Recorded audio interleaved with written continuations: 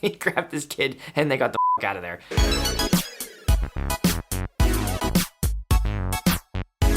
Hey everyone, Aaron here with a fresh new gig log. This weekend I had my first Friday off since August, so took the fam out and we celebrated a couple of milestones my company hit. First one is that I crossed over 40 weddings for 2022, which is just for me a huge milestone. Have never had that many before. DJs out there, prepare 2022.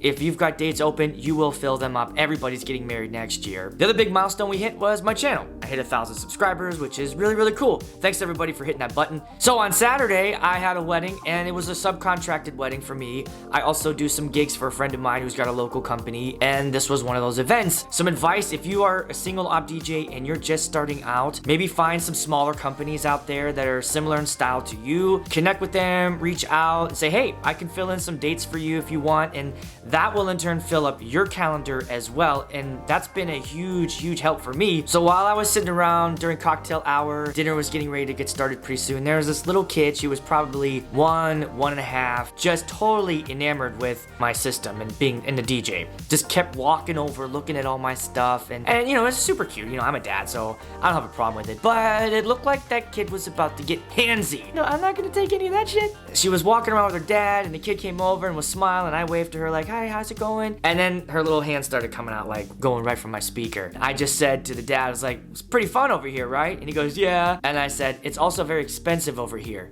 And he goes, okay. And he grabbed this kid and they got the fuck out of there. But later on, I did have fun with her. She kept walking onto the dance floor. I had my Ape Lab Maxis out, but they were off. I was saving it for the dance. So she kind of walked over to the lights and she was looking at them, and then I just tried to turn them on. And she was like kind of surprised, and then walked back over to them, and then I would turn them off and turn them on, and I'd switch the colors. And she was just having the best time watching that. And I kind of looked around and there were other tables watching me play with that little kid, and they were all just like, oh, he's having fun with the kid. And that helped me win over the crowd a little bit.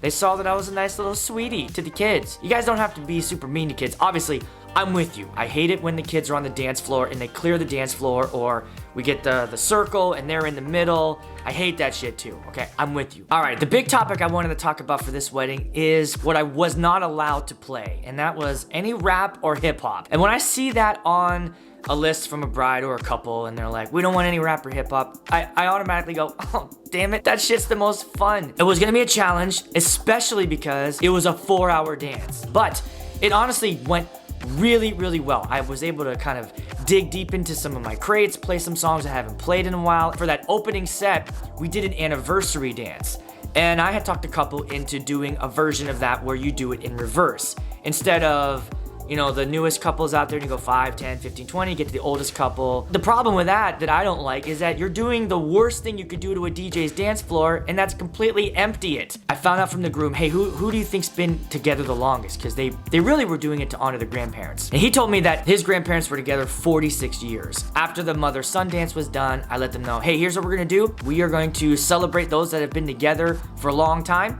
and I'm just gonna pick a random number, and if that's how long you've been together, then you come on out here to the dance floor. Now, I already knew it's 46, so I'm having fun with the crowd. And then I go, how about let's just do 46? And then the grandparents got up and everybody cheered. And then I said, all right, before I start the dance, show us what it's like to kiss each other after 46 years.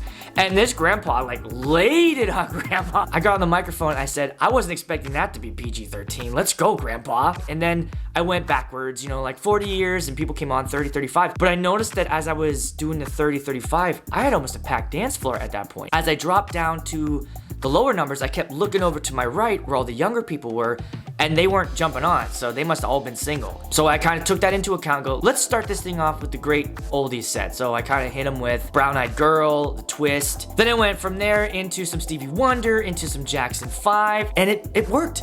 I kept them all out there for that dance. And I was like, okay, let's keep going. Hey, look, we can do a 4-hour dance, which I strongly discourage people from that because I still think that's too fucking long. But it is doable, and there are songs out there that will fill the night, and you can have a great dance if you are finding the right music for the crowd that you've got. I did play, yeah, so I was like, come on, that's like the tamest rap song. It's not even a rap song. That's like the tamest song out there, hip-hoppy. I wouldn't even put it in that category. And it didn't work.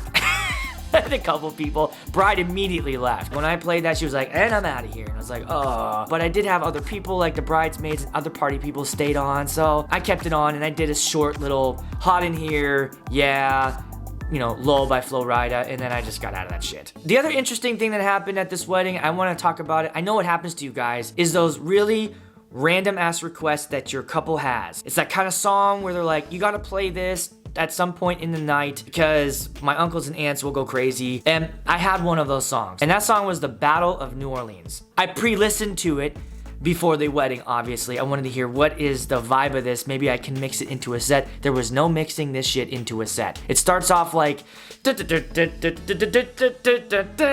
going on? It's like a Pioneer song or some shit. I expected people to come out and start churning butter. So the groom comes up to me and he goes, hey, it's time for the Battle of the New Orleans song. I'm like, you got it, you got it, you got it. But I can't remember what kind of songs I was playing, but I knew, like, because this song is not gonna fit anywhere, I had to prep everybody to know what was going on because only the groom and his immediate family knew what was going to be happening next. And I didn't want the rest of everybody at this dance to think that this was my idea, honestly, because like, what the fuck, DJ, is going on? I let the last song kind of fade out and I got on the microphone. All right, everybody, we got a special moment here. This is a request by the groom and some of his family. This is a tradition that they do at their weddings. I just want to let everybody know that that's kind of what's happening now. Feel free to participate. I played the song and I was like,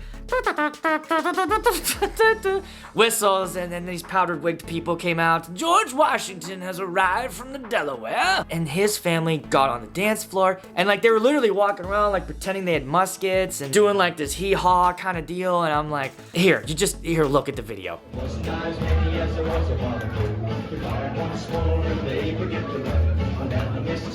It worked, you know? I played that song, and that's what's so great about weddings is that every single one of them is different. They're all unique. That leads me to like something that happened to me at the end of the night. Because the dance was so great,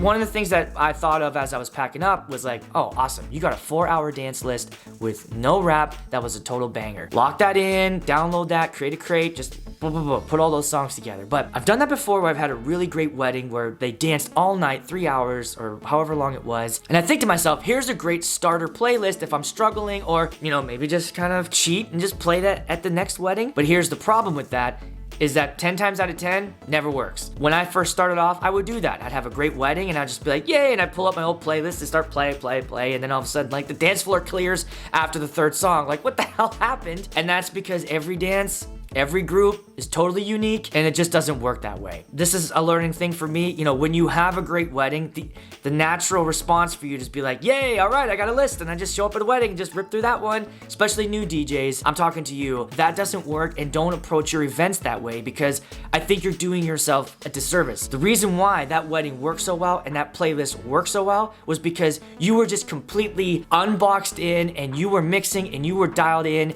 and you were locked into that crowd. That's why your party was awesome. And OG wedding DJs out there, leave me in the comments, let me know, back that up. I think you guys are on my side when it comes to that. One of the things that came up in this Facebook group is someone mentioned, I kind of get annoyed when somebody requests a song and it's in my deck or I'm ready to play it. But, you know, for me and most of the people in the group, they were like, I kind of love that, and I do too. I love it, and that happened a couple times at my wedding on Saturday, where the bride would come up and say, hey, can you do the Cupid Shuffle next? I already had that song in my deck, and I looked at her, I was like, I'm rocking that one. That's coming up next. And she kind of looks at me like, damn, you're the shit. And I love that. Like, yeah, that's right. I can read your mind. I know what's up. But I want to talk about one of the funny comments I saw in that thread, and it's just made me laugh ever since I read it. One of the other DJs said that his approach to requests are people come up and they'll ask him a request, and he doesn't say anything. He just gives them a high five, just high fives them. You're basically, without saying this, you're looking at them and like, fuck yeah, that's a good idea. Yeah, okay, right? And they go away and they're like, yeah, the DJ gave me a high five, right? And you never ever once said, I'm gonna play that shit. I just could not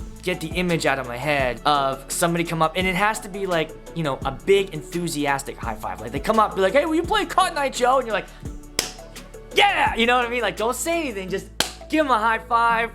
Maybe a couple of those, and they're gonna feel all jacked up, and they'll walk back to their friends, and they're like, is he gonna play? Is he gonna play it? Yeah, he gave me a high five. Is he gonna play it? Sure, he's got to. I mean, I got the high five, right? I'm gonna try that this weekend, especially for a shitty request. If I know I'm not gonna play it, I'm just gonna high five that guy, let him feel good, high five that girl, and let them walk away being like, yeah, DJ's into it, and you know, just never play that shit. I wanna do some PB&J, but my last video got copyright struck because I did one. I'm gonna try to do it in the way that doesn't get me in trouble and, you know, give you guys an idea of how these two songs work together. I really wanted to save this mix, but I'm gonna do it now because it's so banging and we're getting to the end of the wedding season. I want you to try it if it works. And this is my Gold Digger into Tipsy mix. It has not worked every wedding that I have dropped this at. So I'm gonna kick it over to the Denim Prime 2 and show you how I mix those two songs together. Usually what I do during this set is I'll go hot in here into yeah, into low, and then low is at 128, and then I have a Gold Digger mix it's a transition song. It's 128 to 100 BPMs. So then I'm gonna bump Tipsy up to 100 using my slider here. There it is. All right, so on Tipsy, I've got 2 cue points here. First one is set to when he says 1. The other cue point here is right there at the chorus there, because I wanted to punch that in right at the chorus. I've got a hot cue here towards the middle of the song that lets me know, hey, we're coming up on it, and that's where I'm gonna punch in these ones. So I'm gonna do this mix live and then tell you what I'm doing here. All right, here's the ones. Here we go.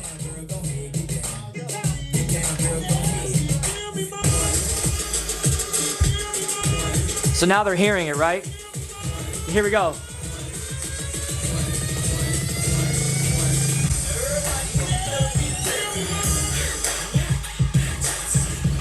All right, I can't play any more of that, but that is essentially it. I'm telling you, when that part hits, people lose their mind. They lose their shit. It is such a banging mix. So, hope you like that. That's some PB&J. That's it. Thanks for watching, everybody. If you like this and you like me, then you know what to do and just do that shit.